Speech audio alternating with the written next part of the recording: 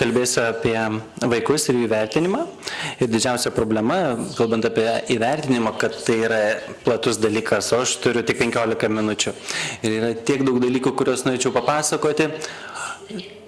Taigi, ką aš norėčiau paminėti per šį trumpą laiką, tai yra didžiulis poveikis, įvertinimo poveikis, kuris vyksta, turi poveikį vaikam. Ir turi poveikį tiem dalykam, kuriuos mes mokome vaikus. Ir kaip vaikai įsisavina tuos dalykus. Ir svarbiausia, jų požiūriai į mokymąsi ir kaip jie priima mokymąsi. Būtent prie tų dalykų aš labiau sustosiu. Ir Mary Jane Drummond 93 metais, išleidusi savo knygą, pasiūlė, kad įvertinimas yra būdai, kuriais mes kiekvieną dieną stebime vaikų mokymasi, stengiamės pažinti juos ir kaip panaudoti mūsų stebėjimus geram tikslui. Ir aš turiu savo priminti, kas yra įvertinimas. Bet kaip mes vertiname, kaip mes naudojame įvertinimus, nemanau, kad mes juos naudojame gerai šiandien. Ir būtent kalbėsiu apie tai, kaip padaryti taip, kad jie būtų naudingi. Ir kalbėsiu apie būtent šios būdus. Todėl mums labai svarbu stebėti, kaip vaikas vystosi. Mes turime žinoti, ar jis vystosi iš vis ir turime įvertinti sunkumus. Turime taip pat įvertinti, ar vaikai gyja tuos įgūdžius, kurių mes stengiamės jiems perduoti. Turime vertinti, ką vaikai išmoko ir ko mes turėtumėm juos ateityje išmokyti. Taip pat mes norėtumėm patikrinti, kokį progresą vaikas atliko, pasiekė, iškėlus mums tam tikrus tikslus. Tiksliau kalbant, ar mūsų metodika, mokymas yra efektyvus. Paskutinis dalykas, kitaip dar vadinamas, atskaitomybė. Ir tai nėra įvertinimas atskirų vaikų, bet bendrai mokymo įvertinimas. Tačiau mes turime įvertinti vaikus, kad mes įsiaiškintume tai, nes tai labai susiję tarpusavio dalykai. Taigi, pradėsime nuo šio vystymosi aspekto. Mes turime įsiaiškinti ir žinoti, ar vaikai vystosi teisingai, nes labai svarbu įsikišti ankstyvame etape, kad ištaisyti šias problemas, kad vėliau ištaisytumėm padėtį ir nekomplikuotume jos.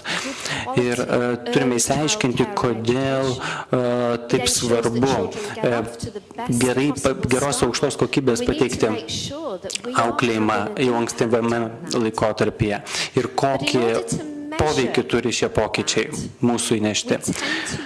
Ir esame linkę naudoti šiuo metu įvairius rėmus, sistemas, tarkim, Jungtinėse valstijose arba Jungtinėje karalystėje atsirado knygos ir metodikos, kurios jau naudojamas kai kuriuose mokyklose ir net yra nacionalinė programa Jungtinėje karalystėje ir kitose šalyse. Ir mes stengiamės, dirbdami su vaikais, stengiamės įvardinti, ką vaikai turi pasiekti, ko mes turime jiems suteikti, atitinkamai pagal amžių jų, ar vaikai atitinka tai, ką mes vadiname normaliu vystymuose. Ir turėtume atkreipti dėmesį, kad normalu tai yra socialiai sukonstruota idėja.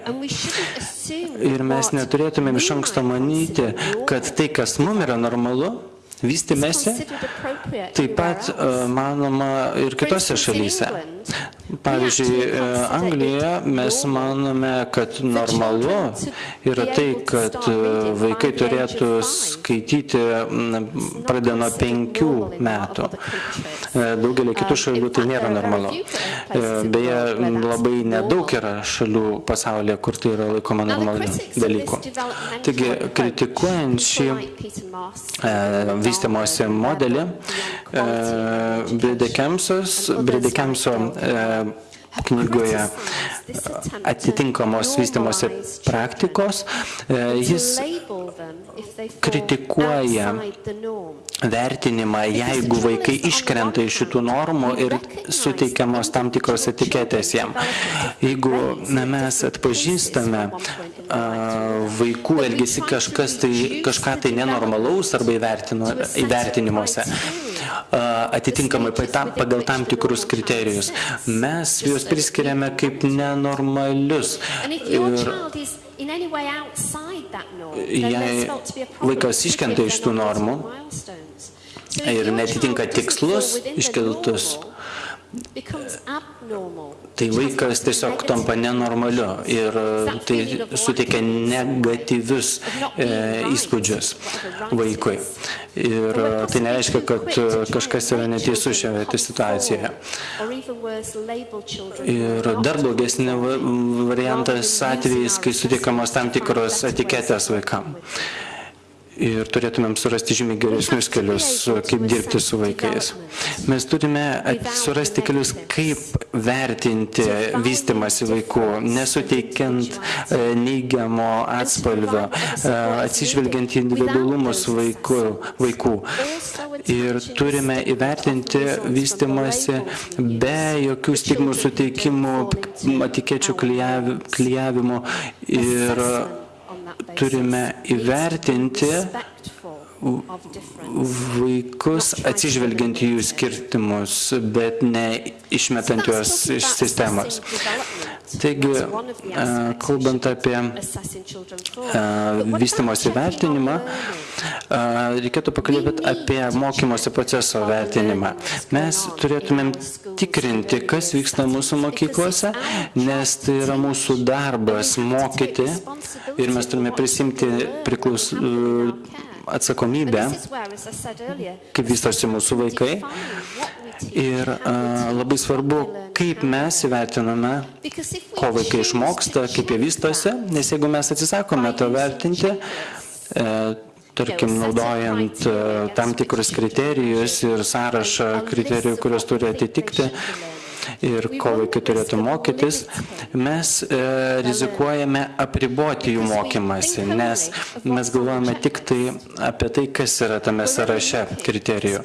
Tačiau jeigu mes žiūrime, ieškome tam tikrų specifinių įgūdžių arba žinių, tada susidarime su pavojumi, kad mes tik tai mokome tų dalykų, kurie yra sąraše, bet mes galim daugelio dalykų nenumatyti ir tai gali labai stipriai pakenkti vystymosi procesui. Todėl turime išnaudoti visas galimybės mokymosi procese, kad visas mokymosi procesas būtų kiek įmanoma turiningesnis ir kad mes suprastumėme, ką iš tikrųjų vaikai mąsto, plačiau žiūrėdami tai.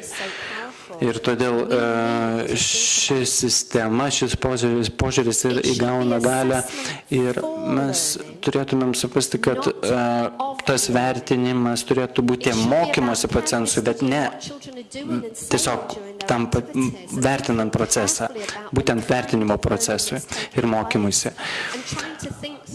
Ir turėtumėm galvoti apie tai, kokiu papildomų resursų jam reikia vaikam arba mokytojam, persvarstant jų idėjas. Ir vertinimas yra pačiame centre mokymosi, nes turime žinoti, kur vaikai yra šiuo metu mokymosi procese ir ką mes galim padaryti, kad išplėsti jų žinias ir pagerinti mokymosi procesą. Ir taip pat tai gali turėti poveikį, kaip vaikai mato save kaip mokytojus. Ir mes žinome apie tą jausmą nesėkmės, kai vaikai gauna blogą pažymį arba kažko tai neišlaiko. Ar mes sutinkame su tuo, ar tiesiog bandome kažką geriau padaryti, kaip mes matome savo darbą ir kaip mes vertiname savo požiūrį į rezultatus. Ir kaip Lillian Katz ir kiti autoriai mano, šie požiūriai ir šios savybės yra formuojamos labai ankstyvame amžiuje ir gali būti apriboti vaikų vystymasi būtent vertinimo sistema. Ir būtent vertinimo kokybė labai svarbi vaikams suprantant, įvertinant, kaip jie patys vystosi. Ir vaikams tai padeda patiems susikoncentruoti ir vertinti savo mokymąsi objektyviai, o mokytojams tiesiog neprisirišti prie tam tikrų kriterijų, o sutelkti dėmesį būtent vaikų vystymusi kaip tokiam ir nuolat tobulinti sistemą mokymuose. Ir neatsižvelginti tai, ar vaikas atsako ar neatsako, bet kaip jie dalyvauja mokymosi procese. Ir vertinimo procesas iš tikrųjų veikia visas mokymosi sritis. Ir turėtumėm labai atsargiai žiūrėti į vertinimo sistemas, kaip mes tai atliekam. Šiuo metu mes gyvename pasaulyje, kur žinios labai kinta greitai. Maždaug prieš 20 metų vienas iš britų autorių pasakė, kad tik tai tie žmonės, kurie gali mokytis iš naujo, persimokyti ir nuolat atnaujinti savo žinias, tik tai jie gali prisitaikyti naujame pasaulyje. Ir būtent tai mes turime pritaikyti ir vaikam, kad tai neturėtų būti paveldimas dalykas, ko mes jų mokome, bet turi būti nuolat atsinaujinantis dalykas. Manęs dažnai klausia, koks yra geriausias būdas vertinti vaikus. Nėra vieno atsakymo. Ir tiesiog patariu, kad mokytojai pasižiūrėtų Naujosios Zelandijos pavyzdį arba Redžio Emilijos pavyzdį Italijoje, kad mokytojai yra labai jautrus vaikų poreikiams ir nuolat tyria, vertina, kaip jų mokymo sistema atsiliepia jų poreikiams. Ir nuolat yra atnaujinami požiūriai semiantis žinių iš įvairių metodikų. Ir iš tikrųjų labai vertinamas įsiklausimas į vaikus ir kaip jie atliepia tas sistemas, kurios yra taikomas mokymo procese. Ir tai yra labai svarbu bendrai visam procesui ir progresui mokymosi. Ir tiesiog neturi būti kažkas nustatyto, numetama vaikam ir niekad neatnaujinama. Ir iš tikrųjų galimybių yra daugybė stebėti mokymosi procesą, kuris vyksta. Ir daugybė dalykų gali prisidėti ir patobulinti šį procesą. Procesas turėtų būti dialoginis ryšiuose. Tai yra gyvas procesas, kuris nuolat pasipildo įvairiomis interpretacijomis, o nėra tiesiog kaip fiksuotas kadras. Tačiau negalėčiau pabaigti savo kalbos apie atsakomybę vertinant. Mes turėtume būti atsakingi ir vertinimo rezultatai galėtų pateikti mums įrodymus, kiek mes esame efektyvūs mūsų mokymo procese. Ir iš tikrųjų didžiulis darbas yra vykdomas Jungtinėje karalystėje ir kartais žmonės jaučia tiesiog palyginti, kas yra efektyvu ir kas nėra efektyvu ir kaip sutampa tam tikri dalykai mokymo programoje. Ir dažnai yra visas šis procesas per daug supaprastinamas, būtent vykdant atsakomybę, vertinant mokymosi procesą. O turėtumėm būti atsakingi už rezultatus, dalindamiesi jais, ne vertindami pažymiais arba pagal tam tikrus kriterijus, bet turėtų vykti dialogo forma. Kiek efektyviai mes tai darome, aptariant mokymosi rezultatus, nes tai mes turėtumėm daryti. Pabaigsiu citata iš Ken Robinson, jis vienas iš lyderių yra, naujame švietimo tendencija. Vienoje iš konferencijų jisai pasakė, kad mes turime pamatyti vertinimą, kuris juda nuo teisimo vertinimo prie aprašymo ir vertinimo. Neturėtumėm nueiti į ekstremumus ir vertinti gerai galime mokymo procesą, kai mes tai skatiname, bet ne priskiriame tai kaip stereotipams, stigmoms ir etikečių klijavimui.